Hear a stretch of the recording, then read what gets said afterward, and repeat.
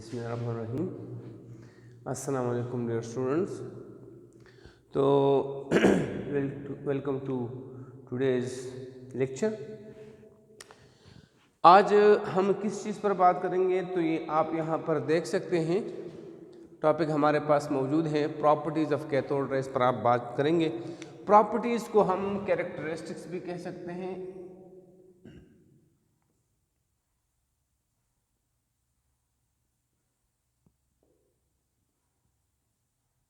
Okay इसमें कोई issue नहीं है। कैरेक्टरिस्टिक्स ऑफ कैथोड रेज या प्रॉपर्टीज ऑफ कैथोड रेज, इस पर हम बात करेंगे। तो सबसे पहले हमारे पास जो प्रॉपर्टी है, ये प्रॉपर्टीज डिफरेंट साइंटिस्ट ने डिफरेंट टाइम्स में मुख्तलिफ एक्सपेरिमेंट करके मालूम की है। तो इनमें सबसे पहले हमारे पास क्या है कि जो हमारे पास कैथोड रेज होते हैं, ये क्या करते हैं, ये कैथोड या कैथोड के रीजन से जब पैदा होते हैं तो ट्रेवल इन स्ट्रेट लाइन, ये जो ट्रेवल करते हैं स्ट्रेट लाइन में करते हैं और perpendicular to the surface of cathode कहते हैं। मतलब यहाँ पर जो हमारे पास एंगल बनेगा इसका और इसके बीच, तो ये क्या होगा, ये 90 एंगल होगा, 90 डिग्री का। मतलब at right angle cathode rays वो यहाँ से क्या प्रोड्यूस होते हैं और क्या करते हैं, इस तरफ ट्रैवल करते हैं, सही, और बिल्कुल स्ट्रेट लाइन में ये जाते हैं। तो अवे फ्रॉम द कैथोड, मतलब ये कैथोड से पैदा होते हैं और कैथोड से बिल्कुल स्ट्रेट लाइन में परपेंडिकुलरली पैदा होकर सीधे ये आगे जाते हैं। ये this is the first property. दूसरी प्रॉपर्टी हमारे पास क्या है कि अगर कैथोड रेज के रास्ते में आप कोई ओपेक ऑब्जेक्ट रखते हैं,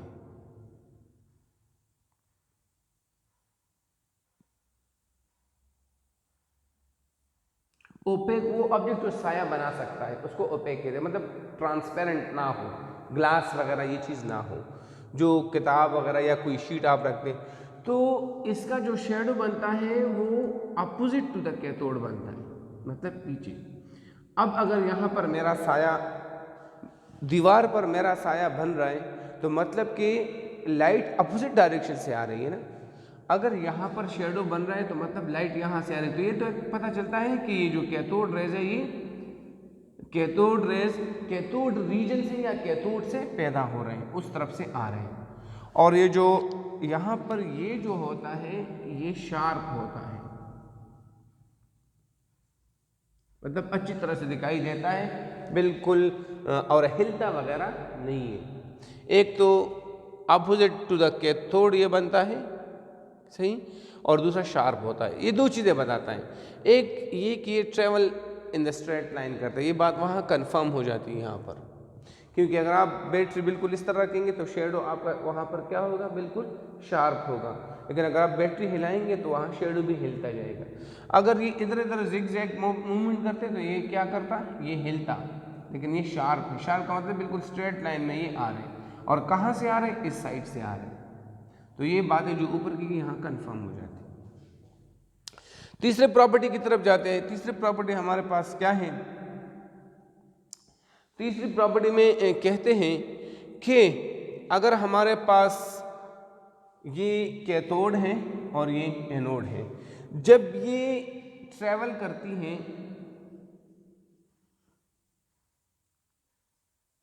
ये आप देख रहे हैं, what is this, cathode rays.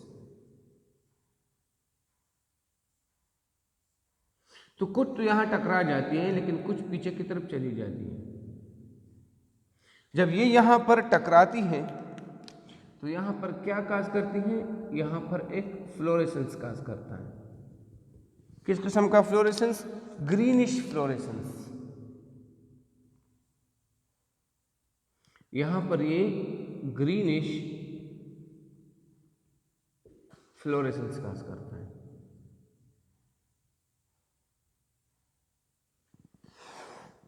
एक हल्की ग्लो, एक हल्की सी चमक को हम क्या कहते हैं, इसको फ्लोरेसेंस कहते हैं। तो ये यहाँ पर काज होता है जब ये ग्लास वॉल्स के साथ टकराता है, ये ग्लास के साथ, इस ग्लास में इसके साथ जब कैथोड रेज टकरा जाते हैं तो हमारे पास ये पैदा होता है। ग्रीनिशिश फ्लोरेसेंस पैदा होता है। चौथी प्रॉपर्टी पे जाते हैं। चौथी प्रॉपर्टी में इसके काइनेटिक एनर्जी, इसका मतलब है इस प्रॉपर्टी का कि कुछ मटेरियल पर जब ये कैथोड रेज गिरता है तो इनमें फ्लोरेसेंस काज करते हैं, एक चमक का स्पार्किंग काज करते हैं। चौथी प्रॉपर्टी पे जाते हैं तो चौथे प्रॉपर्टी में जब हम किसी फॉइल पर, ये क्या है हमारे पास, एक फॉइल क्या होता है, थिन शीट, ये सपोज एक फॉइल है, मतलब वेरी थिन शीट, इसको हम फॉइल कहते हैं। इस पर जब हम कैथोड रेज गिराएंगे या गिराते हैं तो ये क्या हो जाता है, या इस पर या एक फिलामेंट पर, ये फिलामेंट है,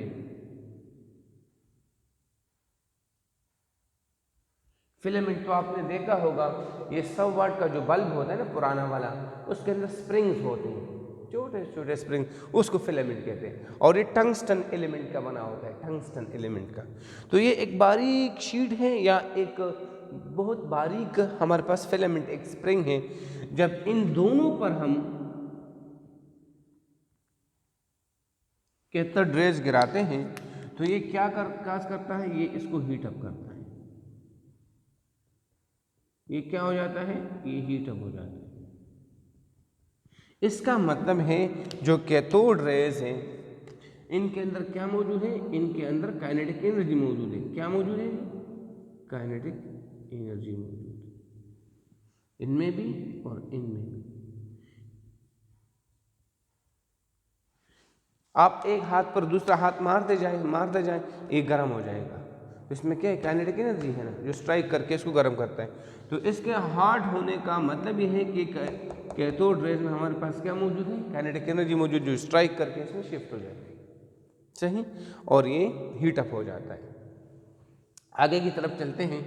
पांचवी प्रॉपर्टी हमारे पास है कि अगर हम एक पैडल व्हील या पिन व्हील किसी डिस्चार्ज ट्यूब के अंदर रखें, ये हमारे पास क्या है, ये एक डिस्चार्ज ट्यूब के अंदर हमने इसको रखा हुआ है, सही, और उस पर हम कैथोड रेज गिराते हैं। ये दुनिया का सेंसिटिव तरीन एक व्हील होता है जो बहुत हल्की चीज के साथ अगर टकरा जाए तो ये हिलता रहता है और पता नहीं किस टाइम तक हिलता रहता है।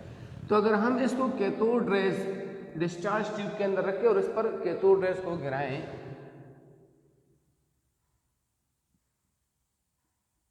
जब इस पर कैथोड रेज टकराते हैं तो ये क्या करने लगता है, ये रोटेट होने लगता है।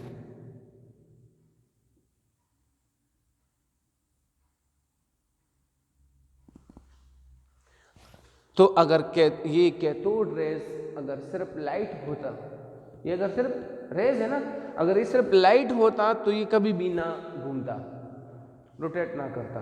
अगर ये सिर्फ लाइट होते तो ये, अगर बैटरी वगैरह आप पिन व्हील पे बैटरी मतलब लाइट गिराएं, कोई नहीं हिलता वो, लेकिन कैथोड रेज के टकराने से वो क्या करता है, वो हिलता है। इसका मतलब है कि कैथोड रेज में हमारे पास क्या मौजूद है, ये पार्टिकल ने, ये असल में क्या है, ये इसके पार्टिकल नेचर को डिस्क्राइब कर रहा है। Particle, this shows the particle nature of, मतलब इसके अंदर मास है, पार्टिकल नेचर ये आपको बता रहे हैं। पार्टिकल नेचर मतलब कि इलेक्ट्रॉन में मास है, तभी तो टकरा कर इसको घुमा रहे, अगर सिर्फ लाइट होता तो कभी नहीं घुमाता। छठे पे हमारे पास है, जब हम कैथोड रेज को, वेरी स्पीड वाले कैथोड रेज को, जब वेरी स्पीड वाले कैथोड रेज को हम किसी मेटल के ऊपर गिराते हैं एक खास तरीके से, तो ये एक्स रेज पैदा करते हैं।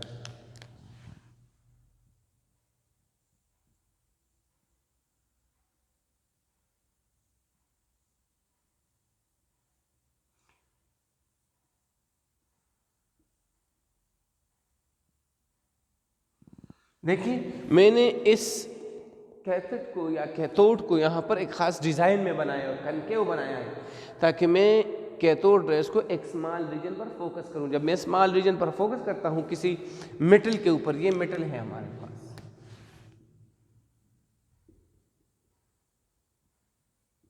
जब मैं इस पर फोकस करता हूँ तो इससे क्या पैदा होते हैं, कुछ खास कंडीशंस पे, ऐसी एवी नहीं, कुछ खास कंडीशन पे हमारे पास इससे क्या पैदा होते हैं, एक्स रेज पैदा होते हैं।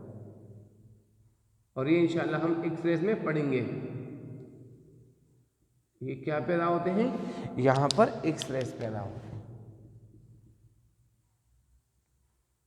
आगे इसका पूरा टॉपिक है वहाँ पर डिटेल में, लेकिन ये हमारे पास कैथोड रेज गिराने से क्या ये पैदा होते हैं।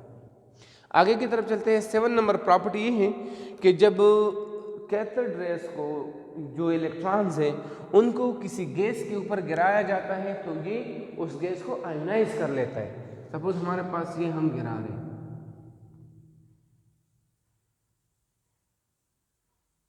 तब ये जब इसकी स्ट्राइक करता है तो ये भी निकल जाता है ये, और हमारे जो कैथोड रेज हैं वो भी निकल जाते हैं, जो खुद भी क्या होते हैं, इलेक्ट्रॉन होते हैं। इस तरह इसको भी निकाल लेते हैं,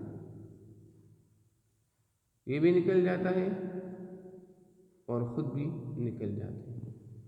तो जब किसी एटम के वैलेंस से आप इलेक्ट्रॉन निकालते हैं तो आप क्या पैदा कर रहे हैं, आप वहां पर कैटाइंस पैदा कर रहे हैं। तो इससे क्या पैदा होंगे, ये कैटाइंस में शिफ्ट होंगे, ये भी कैटाइन प्लस एक इलेक्ट्रॉन होगा, और इस तरह ये भी हमारे पास कैटाइन बनेगा इलेक्ट्रॉन निकलने के बाद, और प्लस एक इलेक्ट्रॉन इससे रिलीज हो जाता है। तो कैटाइंस, इसको कहते हैं आयोनाइजेशन ऑफ गैस। तो ये आयोनाइजेशन ऑफ गैस आप कैथोड रेज से कर सकते हैं। इस तरह हमारे पास कोई ऐसे चीज़ें हैं जो आमतौर से रिएक्शन नहीं करते, स्टार्ट नहीं करते, तो उनके रिएक्शन को स्टार्ट करने के लिए उन पर हम क्या करते हैं, इलेक्ट्रॉन्स गिरा देते हैं। जब हम स्लो इलेक्ट्रॉन, यहाँ पर ये क्या होंगे, स्लो इलेक्ट्रॉन्स होंगे।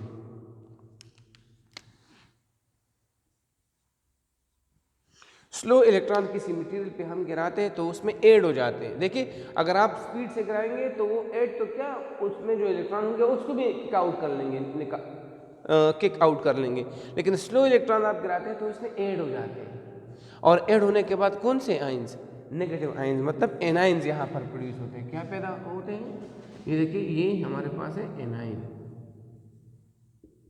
और इस प्रोसेस को कहते हैं रिडक्शन। यहाँ रिडक्शन हो जाता है, इलेक्ट्रॉन ऐड हो जाते हैं, नेगेटिव आयन बन जाते हैं। जब नेगेटिव आयन बन जाते हैं रिएक्शन स्टार्ट हो जाता है। तो केमिकल रिएक्शन को स्टार्ट करने के लिए हम इलेक्ट्रॉन का यूज कर सकते हैं, और ये कौन सा इफेक्ट काज करते हैं, रिड्यूसिंग इफेक्ट काज करता है।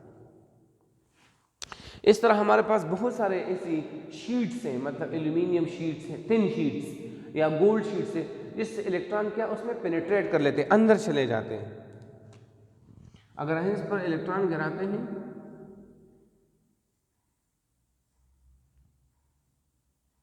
चाहे वो एल्यूमिनियम शीट हो या गोल्ड शीट हो, इस पर जब हम कैथोड रेज गिराते हैं तो इसके अंदर पेनिट्रेट हो जाते हैं, सही अंदर चले जाते हैं।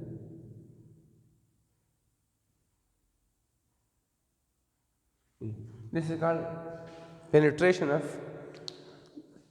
इसको क्या कहते हैं, पेनिट्रेशन ऑफ इलेक्ट्रॉन्स,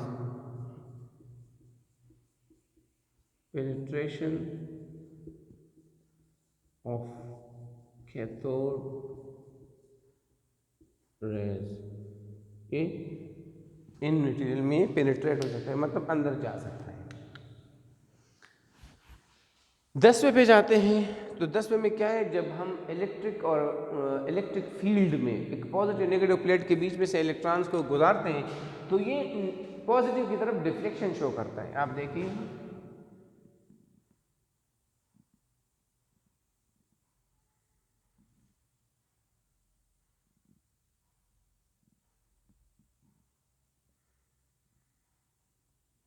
थोड़ा सा मैं इसको बना रहा हूँ।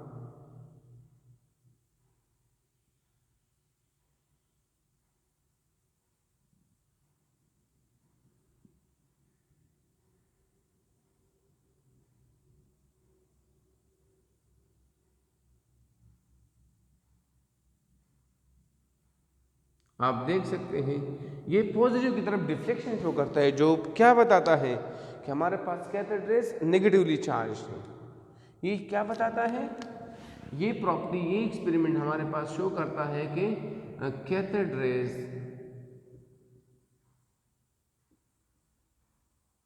आर नेगेटिवली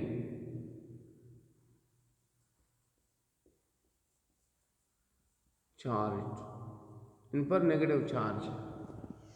दूसरे हमारे पास हम मैग्नेटिक फील्ड में अगर इसको गुजारते हैं, किस चीज में? मैग्नेटिक फील्ड में।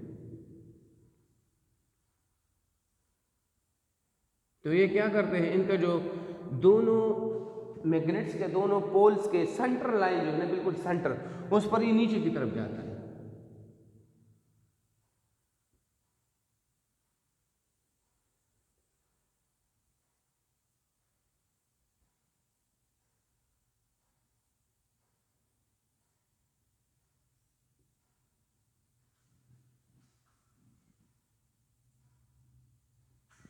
ये दो मैग्नेट्स हैं, इसके बीच में गुजारते हैं तो ये नीचे की तरफ जाता है। तो दो मैग्नेट्स के बीच में अगर इसको रख दें, मैं सही तरह से इसको बना नहीं सकता,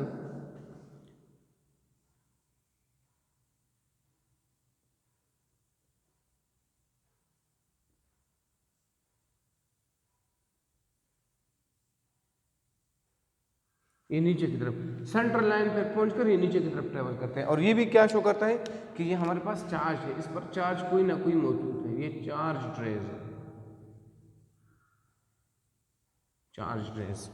इसके अलावा अगर यहाँ कोई इफेक्ट काज नहीं करता, इसका मतलब है ये न्यूट्रल है। लेकिन यहाँ पर ये नीचे की तरफ जाए या ऊपर की तरफ जाए, दोनों आपको बताता है कि ये चार्ज पार्टिकल हमारे पास है। फिर इस 12 नंबर पे है E/m ratio, charge to mass ratio. इसको क्या कहते हैं? Charge to mass ratio.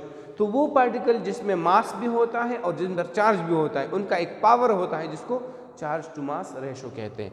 और इसकी वैल्यू कितने हैं? इलेक्ट्रॉन के charge to mass ratio 1.7588 × 10⁻11 coulombs per kg। ये हमारे पास इसकी चार्ज टू मास रेशो है। इस तरह इलेक्ट्रॉन पर चार्ज कितना है, वो है इलेक्ट्रॉन पर चार्ज ई मीन चार्ज 1.6022 × 10⁻19 कूलम। तो हमारे पास प्रॉपर्टीज़ हैं। ये तो बस याद करने वाली चीज़ें हैं, बाद में कहाँ से आई। तो these are the properties. Thank you so much.